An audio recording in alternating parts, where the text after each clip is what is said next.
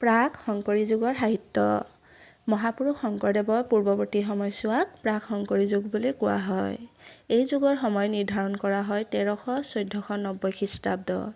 এই যুগত 5জন কবিয়ে কাব্য চৰ্চা কৰিছিল। তেওঁলোক হ'ল হেম সৰস্বতী, ৰুদ্ৰকণ্ডলী, হৰিহৰ বিপ্ৰ, কবিৰত্ন সৰস্বতী আৰু মাধৱ কণ্ডলী।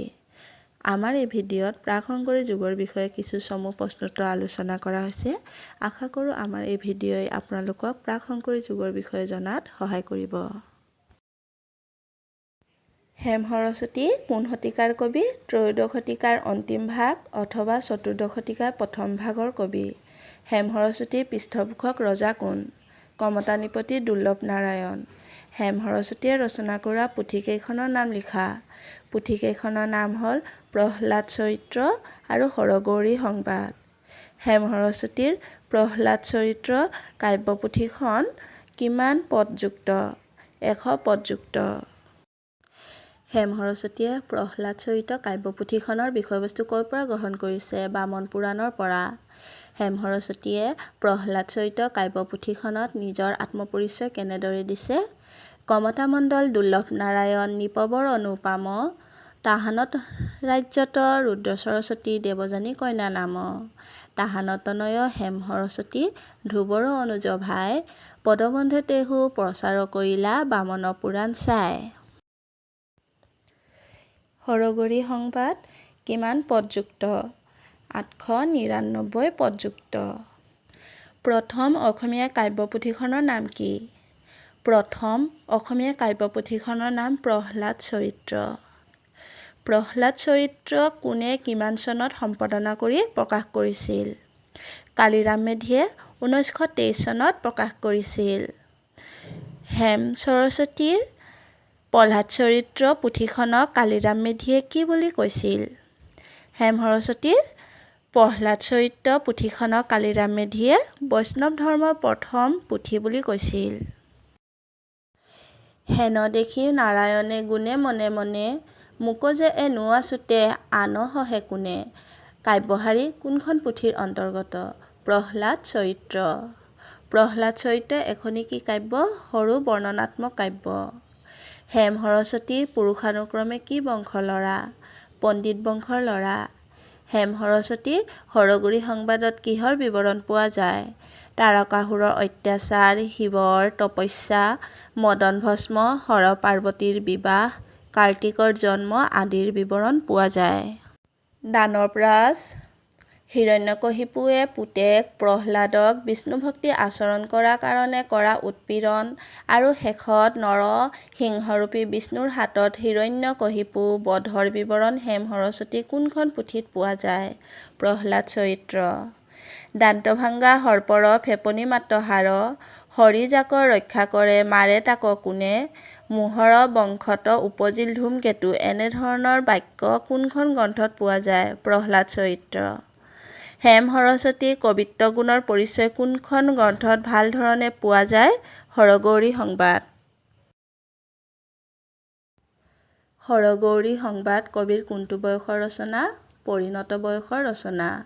হেম সৰস্বতীৰ অপ্ৰকাশিত কাব্যপুথি কোনখন? হৰগৌৰী সংবাদ। ৰুদ্ৰ কণ্ডলীৰ পৃষ্ঠপোষক ৰজা কোন? শ্ৰীমন্ত তাম্ৰধ্বজ। সাত্যকী প্ৰৱেশ কাৰ ৰচনা? ৰুদ্ৰকণ্ডলী। ৰুদ্ৰকণ্ডলীয়ে সাত্যকী প্ৰৱেশ কাব্যগ্ৰন্থৰ বিষয়বস্তু ক'ৰ পৰা গ্ৰহণ কৰিছে? মহাভাৰতৰ দ্ৰোণ পৰ্বৰ ভিতৰুৱা জয়দ্ৰত বধ উপপৰ্বৰ অন্তৰ্গত শিনীপুত্ৰ সাত্যকী যুদ্ধ যাত্ৰাৰ অধ্যায়টি অনুবাদ কৰিছে। সাত্যকী প্ৰৱেশ কাব্যপুথিখনত ব্যৱহৃত জতুৱা উপমাবোৰ কি কি? বতাসে ভাঙয় যেন বৃক্ষ চম্পকৰ, লালচিন্দা পদ্ম যেন কৰয় প্ৰকাশ, কেতলা পহুৰ যেন ভয়লা কলেবৰ, পিম্পৰাৰ দল যেন দিল পটুৱাৰ, সুপুত সিংহক যেন জগাইল চৰণে, বাঘৰ আগত যেন মৃগৰ চৱাল। অসমীয়া সাহিত্যৰ প্ৰথম বীৰকাব্যৰ ৰচক কোন? হৰিহৰ বা হৰিবৰ বিপ্ৰ। হৰিহৰ বিপ্ৰই ৰচনা কৰা কাব্যপুথি কেইখনৰ নাম কি? লৱকুশৰ যুদ্ধ, বব্ৰুবাহনৰ যুদ্ধ আৰু তাম্ৰধ্বজৰ যুদ্ধ। হৰিহৰ বিপ্ৰৰ পৃষ্ঠপোষক ৰজা কোন? দুৰ্লভ নাৰায়ণ। হৰিহৰ বিপ্ৰৰ শ্ৰেষ্ঠ কাব্য বুলি কোনখনক কোৱা হয়? বব্ৰুবাহনৰ যুদ্ধ। হৰিহৰ বিপ্ৰই তেখেতৰ কাব্যৰ বিষয়বস্তু ক'ৰ পৰা গ্ৰহণ কৰিছে?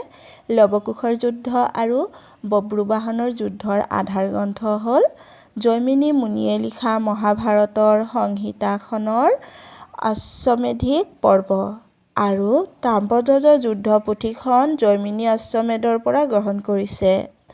বিষকেতু চৰিত্ৰটো হৰিহৰ বিপ্ৰৰ কোনখন কাব্যৰ অন্তৰ্গত? বব্ৰুবাহনৰ যুদ্ধ। অশ্বমেধিক কবি বুলি কাক কোৱা হয়? হৰিহৰ বিপ্ৰক। হৰিহৰ বিপ্ৰৰ কোন দুখন পুথিত পিতা-পুত্ৰৰ ৰণ আৰু পুত্ৰৰ হাতত পিতাৰ পৰাজয়ৰ কথা পোৱা যায়?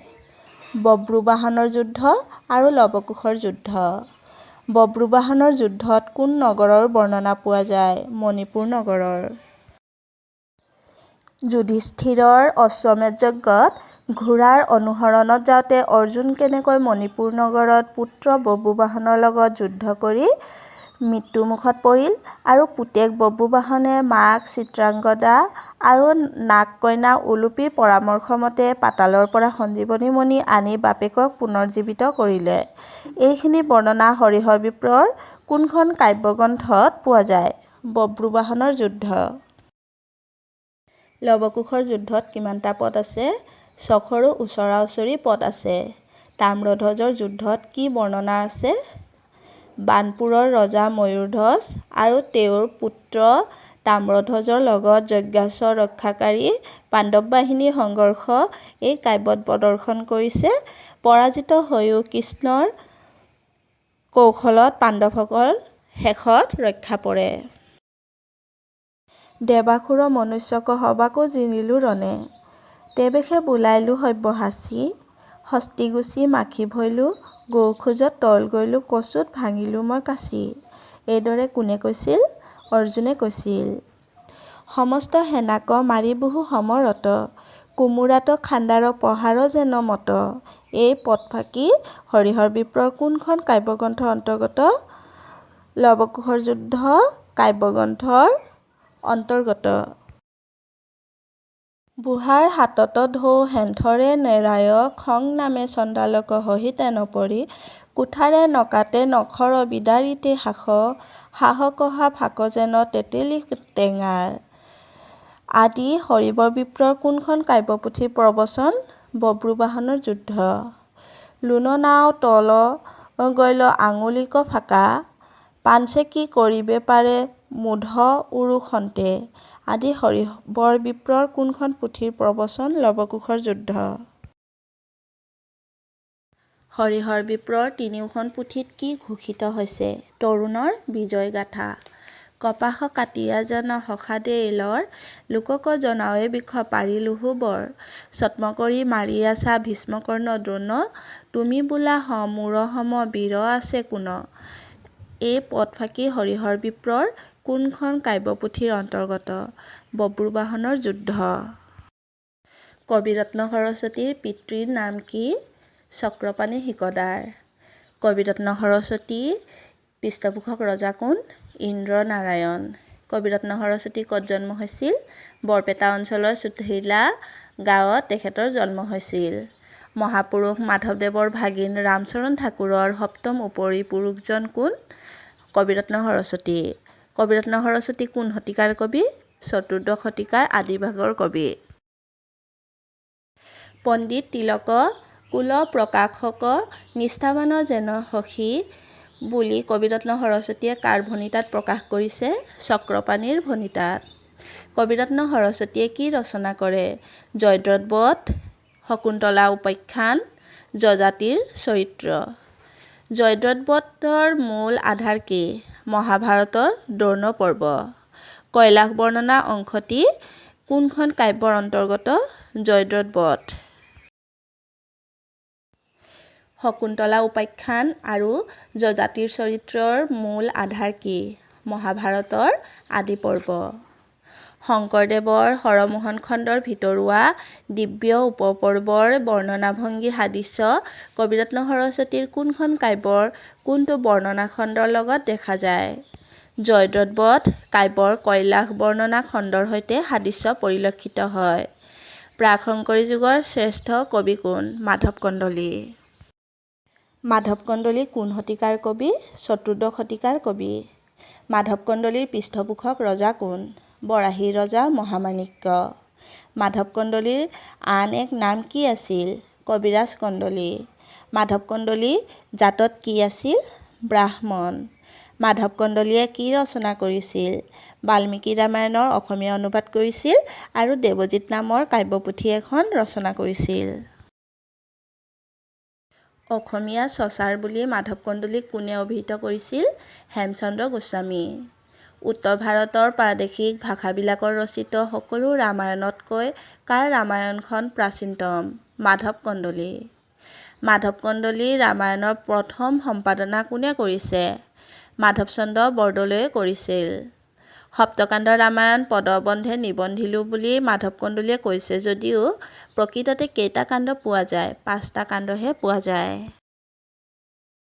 মাধৱ কন্দলীৰ 5 কাণ্ডৰ নাম কি? অযোধ্যা কাণ্ড, অৰণ্য কাণ্ড, কিষ্কিন্ধ্যা কাণ্ড, সুন্দৰা কাণ্ড আৰু লংকা কাণ্ড। মাধৱ কন্দলীৰ ৰামায়ণত আদিকাণ্ড আৰু উত্তৰাকাণ্ড পিছত কোনে সংযোগ কৰে? মাধৱদেৱে আদিকাণ্ড আৰু শংকৰদেৱে উত্তৰাকাণ্ড ৰচনা কৰি পিছত মাধৱ কন্দলীৰ ৰামায়ণত সংযোগ কৰে। মাধৱ কন্দলীৰ ৰামায়ণে ধৰ্মীয় আদৰ্শ বহন কৰেনে?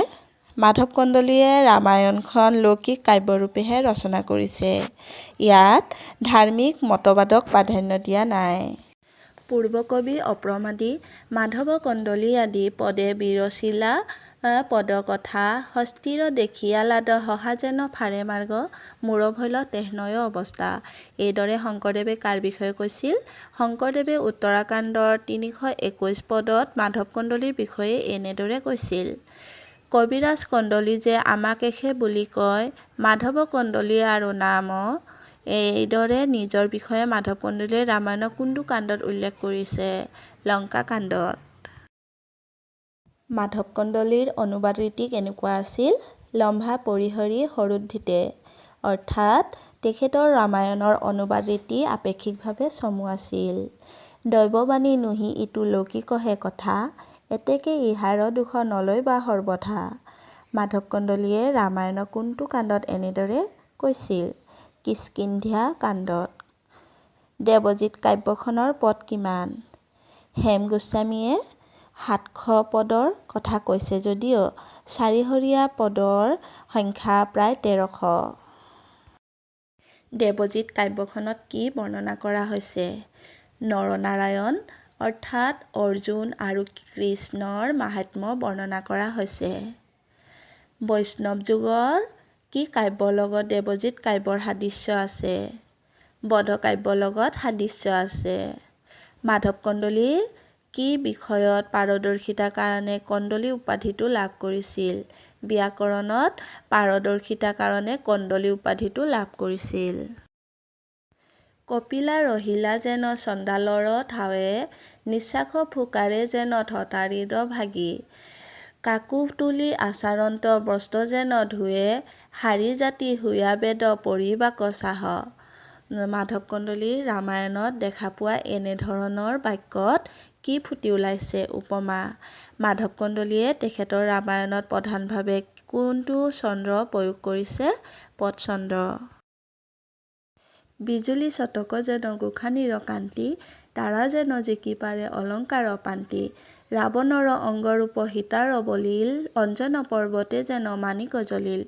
এই পদফাঁকি মাধৱ কন্দলীৰ ৰামায়ণৰ কোনটো কাণ্ডত উল্লেখ আছে? অৰণ্য কাণ্ড। সুন্দৰ শ্ৰীৰামচন্দ্ৰ, সুন্দৰ লক্ষ্মণ, সুন্দৰ যে সুগ্ৰীৱ, সুন্দৰ কপিগণ। সুন্দৰ জানকী সীতা জগতৰ আই, সুন্দৰা কাণ্ডত কিছু অসুন্দৰ নাই। সুন্দৰাকাণ্ডৰ বিষয়ে এইদৰে কোনে কৈছিল? মাধৱ কন্দলীয়ে কৈছিল। মাধৱ কন্দলীৰ কোনখন কাব্যত যাগযজ্ঞ আৰু তপস্যা আদিতকৈ ভক্তি আৰু নাম ধৰ্মৰ মাহাত্ম্য দেখুওৱা হৈছে? দেৱজিৎ কাব্যত।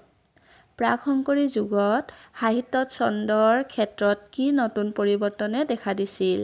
এই যুগত মাত্ৰাবৃত্ত ছন্দৰ ঠাইত আক্ষৰিক ছন্দৰ প্ৰৱৰ্তন হৈছিল। আমাৰ এই ভিডিঅ'টি কেনে লাগিছে কমেণ্ট কৰি জনাব। যদি ভাল লাগিছে তেনেহ'লে লাইক কৰিব, ছাবস্ক্ৰাইব কৰিব আৰু কাষৰ বেল আইকনটো ক্লিক কৰিব নাপাহৰিব।